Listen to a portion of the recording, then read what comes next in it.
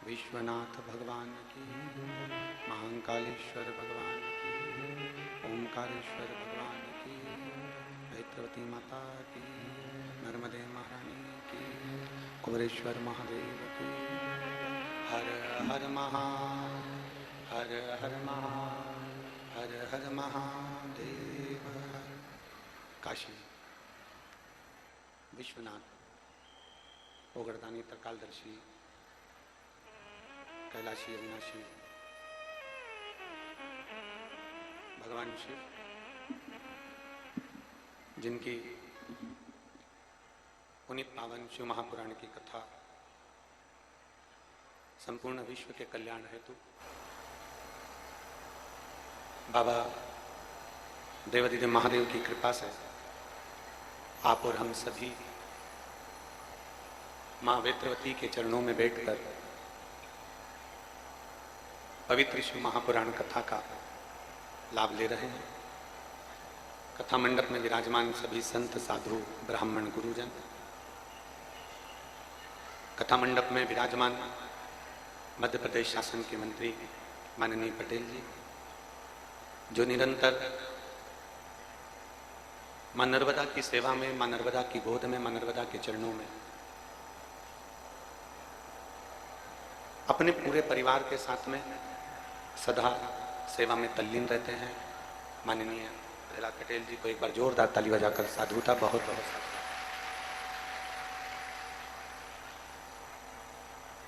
आज दोनों जोड़े से बैठे हैं तो ऐसा लग रहा है कि शंकर पार्वती जी तुम रुका जी के मुख से कथा सुनने के लिए बैठे हो। शिव कृपा है और इसे ही शिव भक्ति आपके हृदय में, आपके दिल में, आपके मन में, चित्त में सदा समाहित तो हो। विदिशा जो मां वेत्रवती के पवित्र तट पर बसा हुआ है,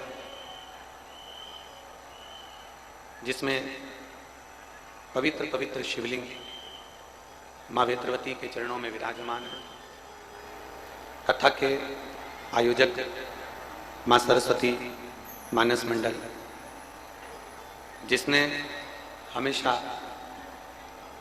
विदिशा वासियों को अच्छे संस्कारों में, अच्छे भावों में ढाला। एक बार मां सरस्वती मानस मंडल के लिए भी जोरदार ताली बजाकर स्वागत मंडल में। आचार्य श्री रवि कृष्ण शास्त्री जी, जो इस पवित्र शिव गंगा को लेकर,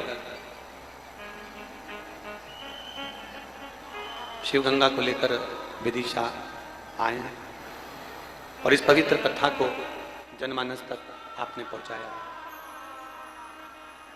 मैं आचार्य श्री रवि कृष्ण शास्त्री जी के लिए भी बहुत बहुत धन्यवाद देता हूं। एक संत का, एक साधु का, एक तपस्वी का, एक साधक का, एक उपासक का जो स्वभाव होता है वो यही होना चाहिए कि संपूर्ण क्षेत्रवासियों का, संपूर्ण जनमानस का कल्याण कैसे।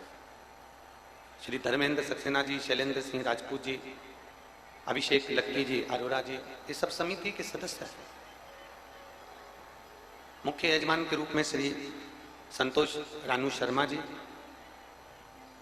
जो सपत्नी और अपने पूरे परिवार के साथ, अपने पूरे बच्चों, परिवार और संपूर्ण विदिशावासियों के साथ बैठकर इस पवित्र कथा का यजमान पद ग्रहण करा है। मैं धन्यवाद देता हूं संतोष रानू शर्मा जी को कि ब्राह्मण कुल में जन्म लेने के बाद अपने आपके माता पिता के संस्कारों को गौरवान्वित किया, जो इस पवित्र शिव महापुराण कथा के यजमान बनकर आपने आनंद प्रदान किया। सह यजमान राधिका शरण दास जी, जो नित्य भगवान शिव की अविरल भक्ति में डूबे रहे, ऐसे ही आनंद भक्ति आपके भीतर विराजमान रहे।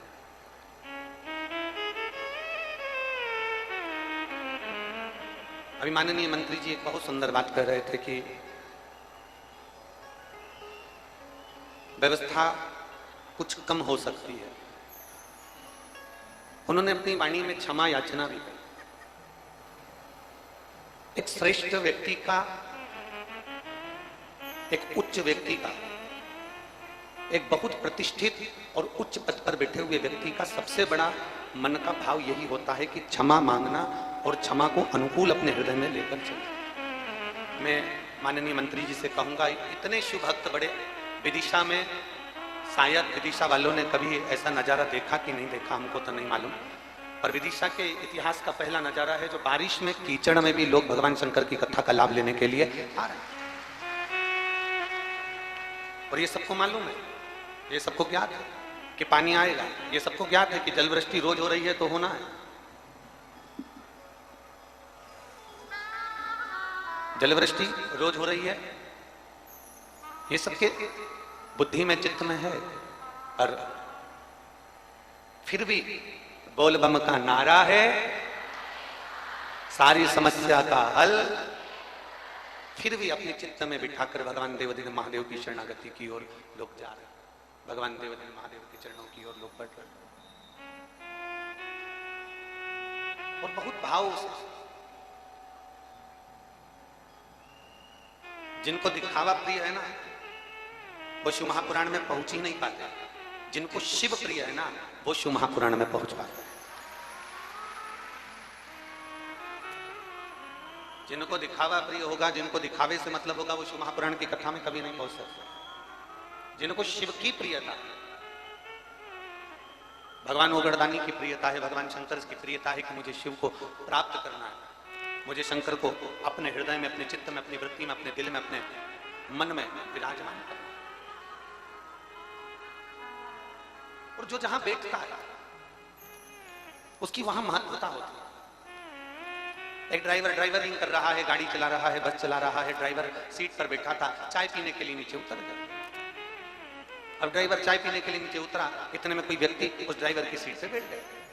अब तुम वहां से निकल रहे थे, तुम्हें बस में बैठना था, तुमने पूछा भैया बस कहां जा रही है? अब तुम्हें मालूम है कि तुम ड्राइवर नहीं, ड्राइवर तो चाय पीने गया, तुम ड्राइवर नहीं और ड्राइवर की सीट पर बैठे हो, तो जाने आने वाले को क्या लगता है कि तुम भी, अरे बोलो तो जम के ड्राइवर हो। किराने की दुकान पर व्यापारी बैठा हुआ है, अनाज की दुकान पर व्यापारी बैठा हुआ है, उस पर वो उठकर कहीं चले गया और कोई दूसरा व्यक्ति बैठ गया, भले वो उनका सेवक हो, नौकर हो, चाकर हो, अगर उस पर बैठा है तो तुम उसको सेठ ही समझो। बोलो सही है कि गलत है? सुनार की दुकान पर, स्वर्णकार की दुकान पर कोई बैठा था, सेठ जी कहीं चले गया, उसकी दुकान पर कोई दूसरा बैठ गया तो अपन उसको सेठ ही समझे।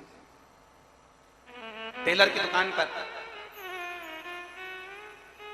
मशीन लगी है, कैंची रखी है, सुई रखी है, कपड़ा रखा है, टेलर अंदर चाय पीने चले गया, उसके दुकान पर कोई ग्राहक आया, उसकी सीट पर बैठ गया तो लोग आकर कहेंगे टेलर साहब मुझे कपड़े सिलवाना है। वो टेलर नहीं है, पर वो टेलर की कुर्सी पर बैठा है इसलिए टेलर कहला गया। ड्राइवर की कुर्सी पर बैठा तो ड्राइवर कहला गया, स्वर्णकार की कुर्सी पर बैठा तो सोनी कहला गया, व्यापारी की कुर्सी पर बैठा तो व्यापारी कहला गया। उसी तरह जो भगवान शंकर की कथा में जाकर बैठ जाता है वो शिव का कहलाने लगता है, वो शंकर का हो जाता है। आप जहां बैठे हो वो वहां के कहला। आप किस स्थान पर जाकर बैठे हो, आप किस जगह पर जाकर बैठे हो, आप किस भूमि पर जाकर बैठे हो, किस जगह पर जाकर बैठे हो, ये आपके ऊपर निर्भर करता है कि आप कहाँ विराजमान, कहाँ बैठे हो, किस जगह पर बैठे हो। कौन आता है, कौन बुलाता है, महज ब्रह्म है, कर्ता सब विधाता है।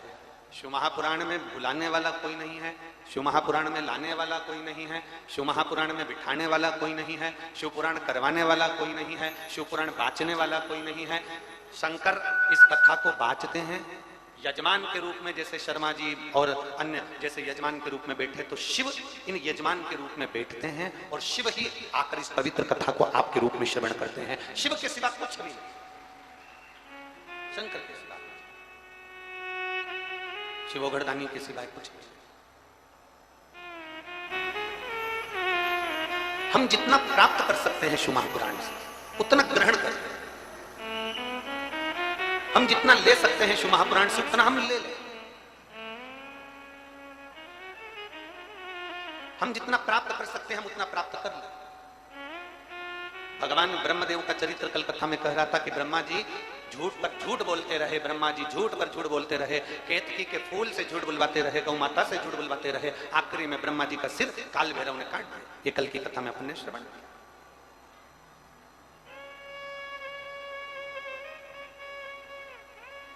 अब ब्रह्मा जी की आंख में आंसू आखिरी में आए जब ब्रह्मा जी का शीश जो कटा हुआ था वो बढ़कर पेड़ बन गया, बट वृक्ष बन गया। ब्रह्मा जी का जो शीश था वो बड़ वृक्ष, बट का पेड़ बट वृक्ष बन गया, बड़ वृक्ष। और मेरे देवाधिदेव महादेव उस बट वृक्ष की छांव में जाकर बैठ जाते हैं तो शिव जी का नाम बटकेश्वर महादेव पड़ जाता है। बड़ के पेड़ की छांव में बटकेश्वर महादेव नाम पड़ गया। जरा विचार करिएगा कि शिव जैसा दयालु, शंकर जैसा कृपालु, शिव जैसा करुणा करने वाला दुनिया में कोई नहीं हो सकता। जरा विचार करिएगा कि शिव जैसा दयालु संसार में कोई नहीं हो सकता। आप भगवान नारायण श्रृंगार कर कर बैठे हैं, आप एक लोटा जल उन पर डालकर बता दो, तुरंत पंडित जी नाराज हो जाएंगे, तुरंत ब्राह्मण नाराज हो जाएंगे, तुरंत संत नाराज हो जाएंगे, तुरंत कोई भी उनको देखने वाला नाराज हो जाएगा। भगवान ने इतना अच्छा पीताम्बर पहना था, भगवान ने इतना अच्छा आभूषण पहने थे, भगवान ने इतना अच्छा जेवर पहने थे, भगवान ने इतना अच्छा मुकुट पहना था और तुमने उसमें पानी डाल दिया, तुरंत नाराज होंगे। भगवान नारायण पर आप जल डालिए, वो नाराज हो जाएंगे कि आपने इनके कपड़े बिगाड़ दिए, वस्त्र बिगाड़ दिए, आभूषण बिगाड़ दिए। राम जी सुंदर वस्त्र आभूषण पहनकर बैठे हैं।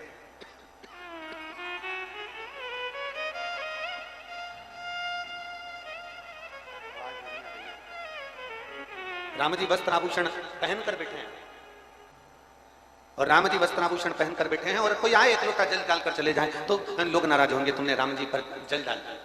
भगवान कृष्ण श्रृंगार कर कर बैठे हैं, एक लोटा जल ले जाकर डाल दो तो लोग नाराज हो जाएंगे। देवी जी श्रृंगार कर कर बैठी हैं, एक लोटा जल डाल दो तो लोग नाराज हो जाएंगे। पर केवल एक देवाधिदेव महादेव कैसे हैं जो अपने भक्त से न सोना मांगते हैं, न चांदी मांगते हैं, न अंबर मांगते हैं, न पीताम्बर मांगते हैं, न रतन मांगते हैं, न कोई आभूषण मांगते हैं। केवल देवाधिदेव महादेव अपने भक्त से केवल इतना कहते हैं कि मुझे अगर देना चाहते हो तो अपने घर से एक लोटा जल भर कर ले आओ। अगर लोटा भरकर जल भी नहीं है तो मेरे मंदिर में आकर केवल 3 बार ताली बजाकर चले जाओ। अगर वो भी नहीं कर सकते तो मेरे मंदिर में आकर प्रणाम कर कर चले जाओ। वो भी नहीं कर सकते तो मेरी बेलपत्र उतार कर मुझे वापिस चढ़ा कर चले जाओ। वो भी नहीं कर सकते तो मेरे मंदिर के सामने से निकल कर चले जाओ। वो भी नहीं कर सकते तो मेरे मंदिर के बाहर से शिखर का दर्शन कर कर निकल जाना। देवाधिदेव महादेव कहते हैं उतने में भी मैं करुणा कर देता हूं, उतने में भी मैं दया कर देता हूं। वो शिव है, वो ओघड़दानी है, वो त्रिकालदर्शी, वो कैलाशी, वो अविनाशी, वो शिव है, वो शंभु है, वो ओघड़दानी है, वो शंकर, वो करुणा सागर, वो दया सागर।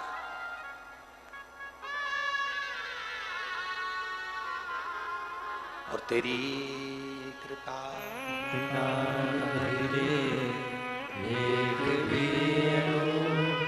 लेते श्वास तेरी कृपा से तनो तनो बखान क्या करूं मैं राखों के ढेर का चपटी भगवत में खजाना कुबेर का गंगाधर मुक्तिवार बोले आयो शरण तिहार शंभु तार तार। एक विश्वास, एक दृढ़ता, प्रभु को पाने की एक ललकता, परमात्मा को प्राप्त करने की एक उमंगता, एक आनंदता।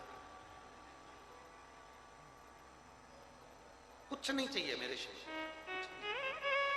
मेरे उगरदानी को तुमसे कुछ भी नहीं चाहिए, मेरे शंकर भगवान को तुमसे कुछ भी नहीं चाहिए।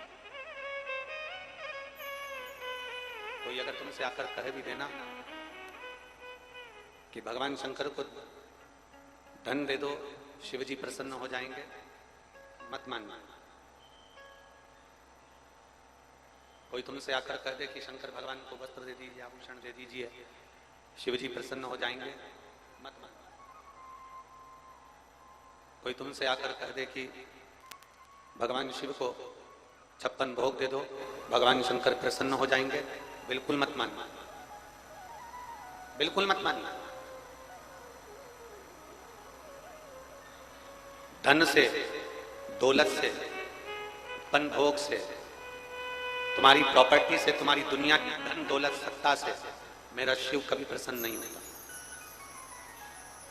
मेरा शंकर कभी प्रसन्न नहीं होगा। अगर शिव को प्रसन्न करना है तो शंकर को धन मत दो। शिव को प्रसन्न करना है तो तुम्हारा सोना चांदी हीरा पन्ना शंकर को मत दो।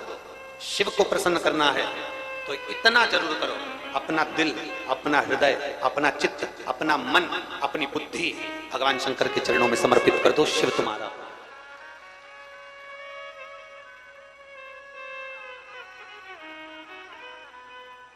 शिव को प्राप्त करना कठिन नहीं है।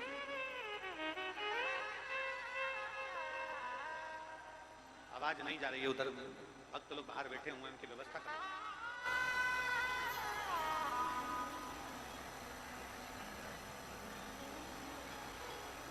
शिव को प्रसन्न करने के लिए बहुत साधना, शिव को प्रसन्न करने के लिए बहुत साधना, शिव को प्रसन्न करने के लिए बहुत साधना उपासना, बहुत साधना उपासना की जरूरत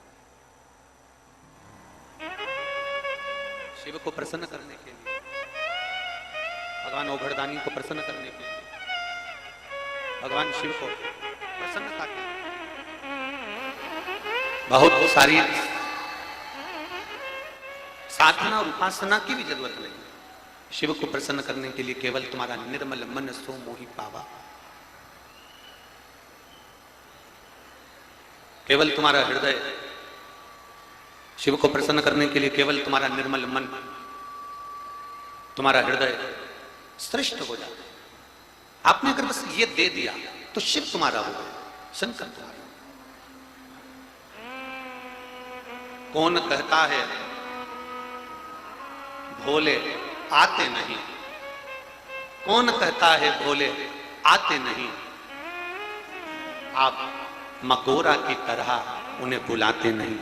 जिस दिन तुमने मां पार्वती की तरह, मां गोरा की तरह, मां जगतजननी जगदम्बा की तरह, मां उमा की तरह, मां कात्यायनी की तरह, मां कुष्मांडा की तरह, मां स्कंदा की तरह, जिस दिन तुमने दिल से हृदय से देवाधिदेव महादेव को पुकार लिया, जिस दिन तुमने मेरे शंभू को बुला लिया हृदय से दिल से, उस दिन मेरा देवाधिदेव महादेव तुम्हारे सम्मुख में आकर खड़ा हो जाएगा। उस दिन तुम्हारे सम्मुख में होगा। शिव महापुराण की कथा कहती है, एक मां और दूसरा महादेव। मां का हाथ हमारे ऊपर हो, मां का हाथ हो और मेरे देवाधिदेव महादेव का साथ हो। अगर ये दो चीज है हमारे साथ में, तो दुनिया में कोई बल नहीं कि तुमको डुबा दे। तुम्हारा हाथ पकड़कर महादेव पार जरूर लगा दे। मां का हाथ और महादेव का साथ कभी डूबने नहीं देता, कभी डूबने नहीं देता। और मैंने तेरे ही भरोसे बाबा, तेरे ही भरोसे हवा में उड़ती जावांगी बाबा, डोर तो छड़ी ना में कटी जावांगी। भोले मैं तेरी कदम, शंभो मैं तेरी कदम, हवा विच उड़ती जावांगी बाबा, डोर है तो छड़ी ना में कटी जावांगी।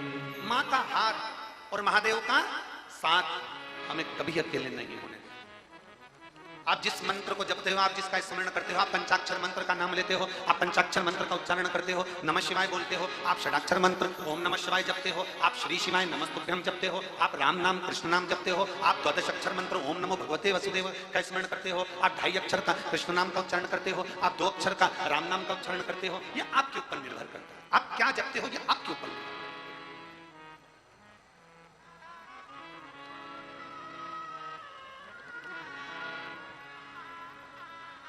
बस इतना याद रखो, राम जपो, कृष्ण जपो, शिव जपो, दत्त जपो, तुम्हारी मर्जी पड़े उसका भजन करो। तुम्हारा मन पड़े ओम नमो भगवते वासुदेव का जाप करो, तुम्हारा मन पड़े राम कहो, शंकर कहो, श्री शिवाय नमस्तुभ्यम कहो, नमः शिवाय कहो, ओम नमः शिवाय कहो, तुम्हारी मर्जी पड़े उस मंत्र को जपो। पर इतना याद रखना कि तुम्हारा विश्वास उस मंत्र के प्रति प्रबल होना चाहिए, तुम्हारा विश्वास उस मंत्र के प्रति पक्का होना चाहिए। जिस मंत्र को हम जप रहे हैं, जिस मंत्र की साधना कर रहे हैं, उस मंत्र के प्रति तुम्हारा भरोसा पक्का होना चाहिए। अब तुम किसी के पास गए और किसी के पास जाकर तुमने पूछ लिया, गुरु जी बताओ हम जो मंत्र जपते हैं ना, इस मंत्र में कोई गलती है क्या? मतलब तेरा विश्वास पक्का नहीं है। आपने फिर किसी से कहा, गुरु जी हम ये वाला पाठ करते हैं, इसमें कोई गलती है क्या? मतलब तेरे पाठ में तेरा विश्वास नहीं है।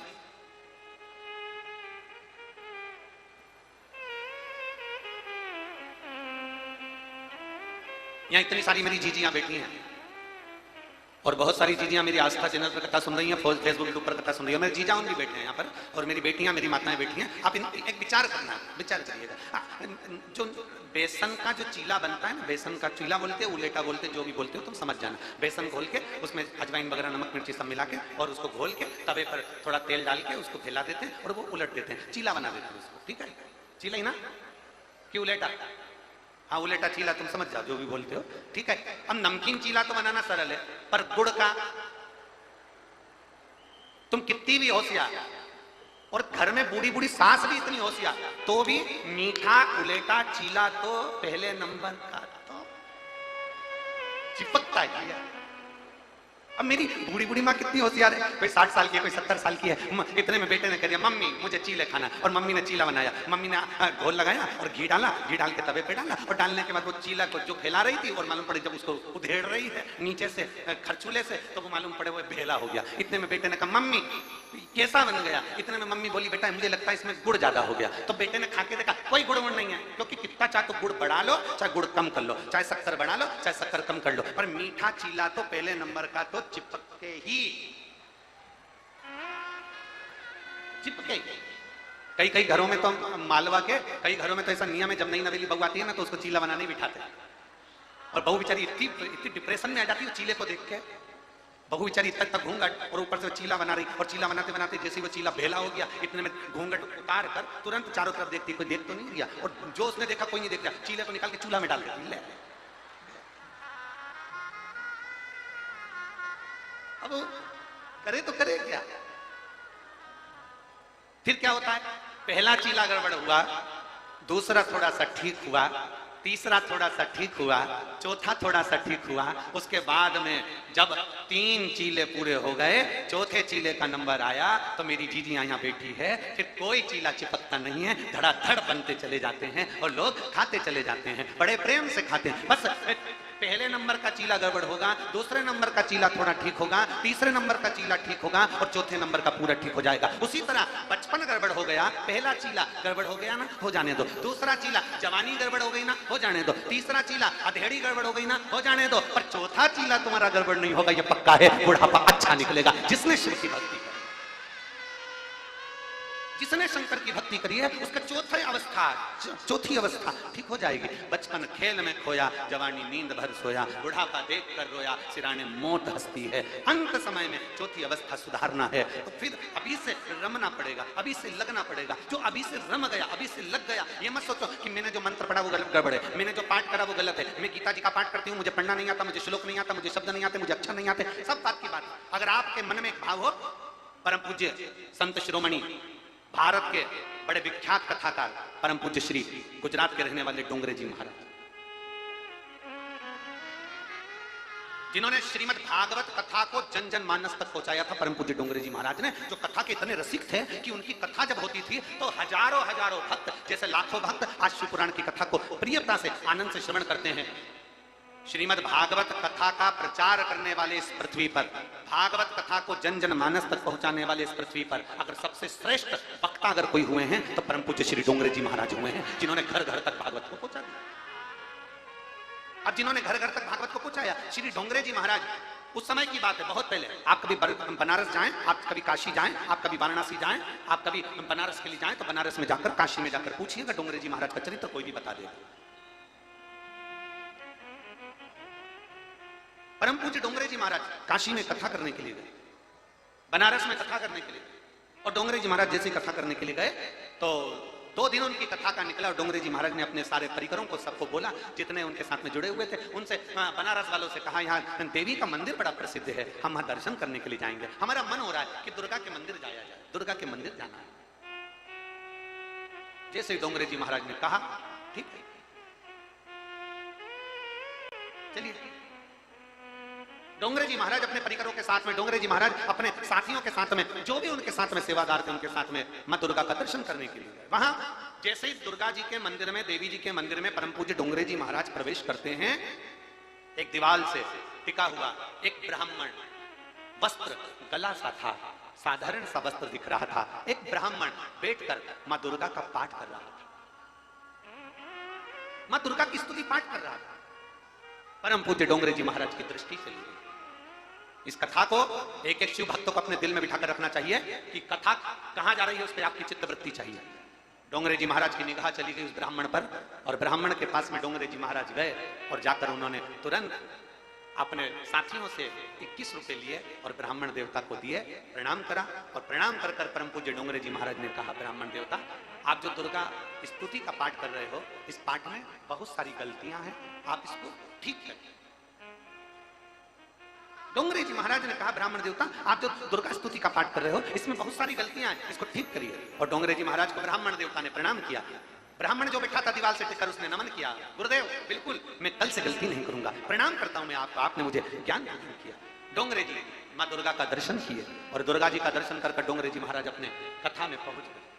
कथा करी डोंगरे जी महाराज ने, रात्रि होने लगी, मध्यरात्रि हुई। मध्यरात्रि में परम पूज्य डोंगरे जी महाराज के शरीर को बुखार ने पकड़ लिया, ताप ने पकड़ लिया, पूरे शरीर को बुखार ने पकड़ लिया, शरीर गर्म होने लगा, इतनी गर्मी चढ़ गई शरीर में कि परम पूज्य डोंगरे जी महाराज को वहां के प्रसिद्ध डॉक्टर के घर ले जाया गया।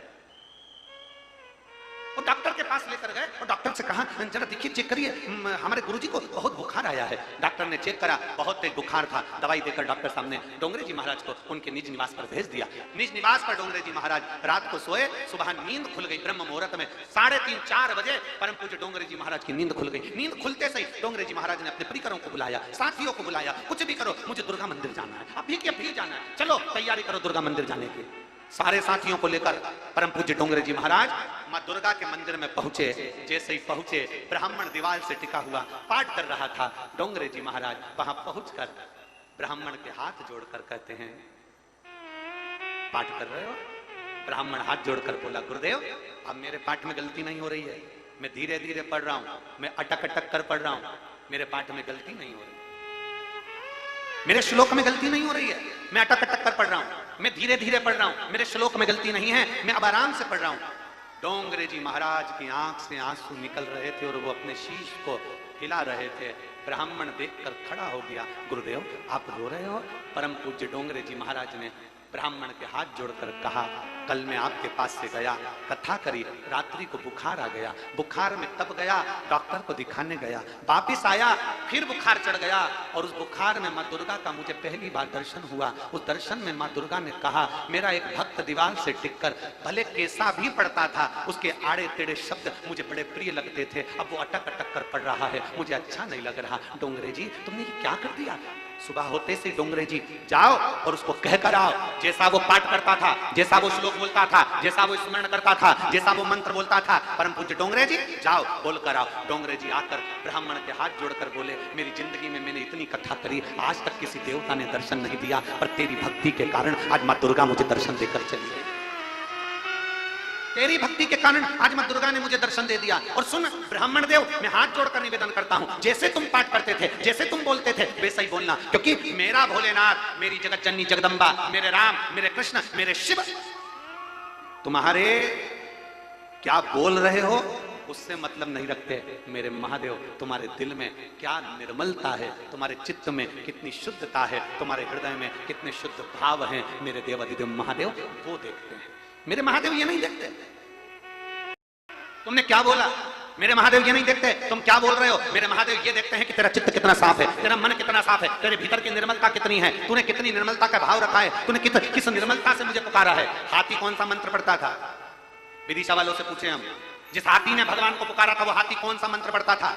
हाथी ने कौन सा मंत्र पढ़ा था? हाथी ने कौन सी विद्वत्ता रखी थी? हाथी ने कौन सा ज्ञान दिया था? हाथी मंत्र पढ़ना नहीं जानता था, हाथी तप साधना नहीं जानता था, बस हाथी का पांव मगर ने पकड़ा और हाथी चिंगाड़ दिया। चिंगाड़ा किसके लिए? अपने परिवार के लिए। परिवार वाले नहीं आए, कुटुंब के लिए चिंगाड़ा। कुटुंब वाले नहीं आए, आखिरी में हाथी चिंगाड़ रहा था, तब हाथी को ज्ञान प्राप्त नहीं हुआ। उसी समय पर एक चिड़िया उड़कर जा रही थी, और चिड़िया उड़कर जा रही थी, उसकी चोंच में एक इल्ली फंसी हुई थी। उस इल्ली को हाथी ने देख लिया, और हाथी ने क्या देखा कि चिड़िया इल्ली को लेकर जा रही है, और इल्ली उड़ते उस चिड़िया के मुख से नीचे गिर गई। तो हाथी ने पूछ लिया उस इल्ली से कि तुझे किसने बचाया? उस इल्ली ने हाथी से कह दिया, संसार में अपने कभी नहीं बचाते, बचाने वाला तो वो नारायण और परमात्मा होता। हाथी मंत्र नहीं जानता था, हाथी साधना नहीं जानता था, हाथी स्तुति नहीं जानता था, हाथी ज्ञान नहीं जानता था, हाथी को मंत्र नहीं आते थे, हाथी उपासना नहीं जानता था, हाथी ने कोई तप साधना नहीं करी, बस हाथी ने जान लिया कि मेरे परिवार वाले नहीं आए, मेरे कुटुंब वाले नहीं आए, मेरे रिश्तेदार नहीं आए। तब हाथी ने उस परमात्मा को पुकारा, और परमात्मा को पुकारा तो परमात्मा के हृदय में खलबली उत्पन्न होने लगी। भगवान नारायण ने गरुण को बुलाया, गरुण जल्दी आ, मुझे जाना है। गरुण आ गए, गरुण पर नारायण बैठकर चल दिए। गरुण चल रहा था, भगवान नारायण कहते अरे गरुण भाग। गरुण कहता है प्रभु मेरी स्पीड मैंने बढ़ा कर देख ली, 80 की स्पीड में चल रहा हूं। गरुण और स्पीड बढ़ा, 100 की स्पीड पर हो गया, 120 की स्पीड पर हो गया, 160 की स्पीड पर हो गया।